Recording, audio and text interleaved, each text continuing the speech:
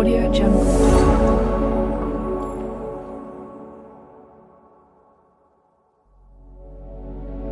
Hi hello welcome to my channel. ఈరోజు మన recipe bagara rice.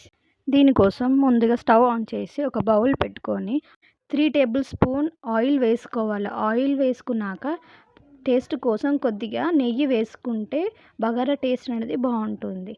Next bagara ఆకులు, మసాలా దినుసులు వేసుకోవాలి.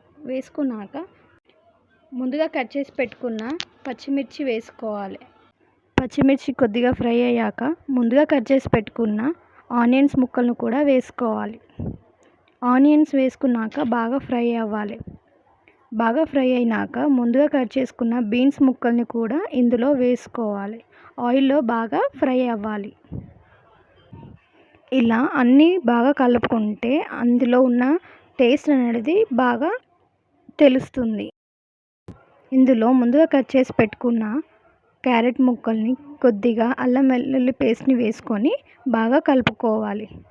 బాగా అవన్నీ ఫ్రై అయ్యాక ముందుగా కట్ చేసి పెట్టుకున్న కొత్తిమీర, కరివేపాకు, పుదీనా, వీటి వల్లనే బగారా టేస్ట్ సూపర్ ఉంటుంది. ఇవి బాగా ఫ్రై అయినాక ఇందులో 1 కప్పు బియ్యానికి 2 కప్పుల వాటర్ వేసుకొని బాగా మరిగించుకోవాలి.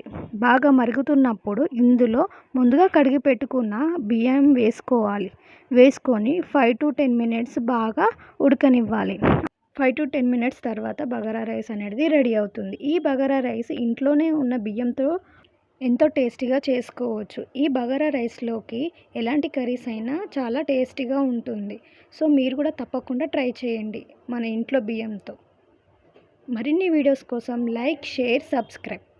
Thank you for watching.